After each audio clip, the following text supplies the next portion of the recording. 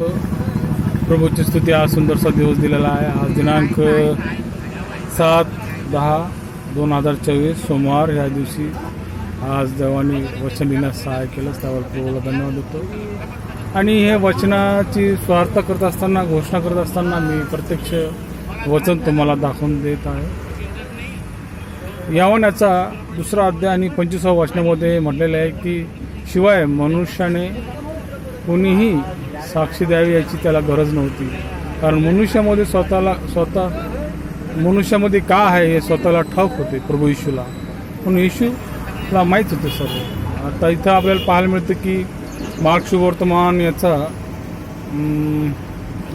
13वा अध्याय आणि 12व्या वचनामध्ये म्हटलेलं आहे की तेव्हा भाऊ आपल्या भावाला व बाप आपल्या मुलाला ठार मारण्याकरिता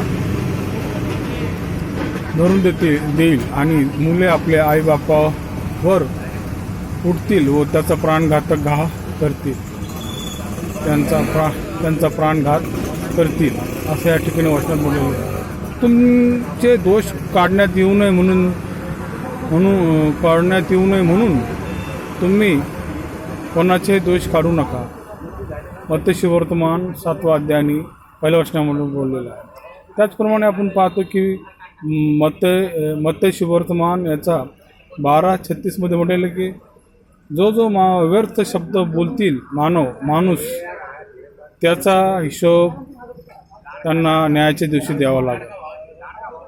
मी तर म्हणतो आत्म्याच्या प्रेरणेने चला, म्हणजे तुम्ही देहवासना तृप्त करण्यासाठी देहवासना पूर्ण करणारच नाही, असं गलतीकारास पत्र याचा 5वा अध्याय आणि 16व्या वचनामध्ये म्हटलेलं आहे.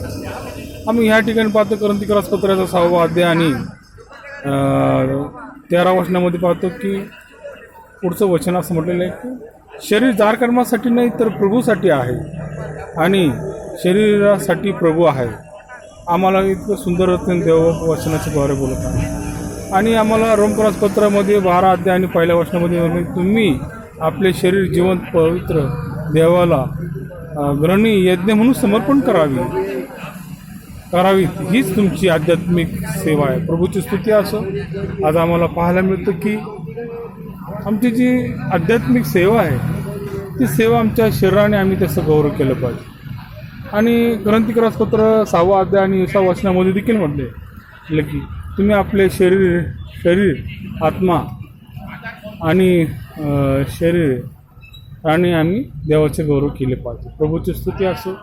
हे वचन ह्या ठिकाणी दिलेलं की प्रत्येक मनुष्य जो काही आपल्या जीवनशैलीमध्ये काम करतो तो देवाचं गौरव करण्यासाठी आणि आपल्या जीवनशैलीमध्ये त्याला आपलं जीवन कसं आहे ते सादर करत आहे. पण प्रभूला हे सर्व गोष्टी माहीत आहे आणि याद्वारे आम्ही प्रभूचं शरीराने गौरव केलं पाहिजे. आमेन. सर्वांना सलाम. आमेन.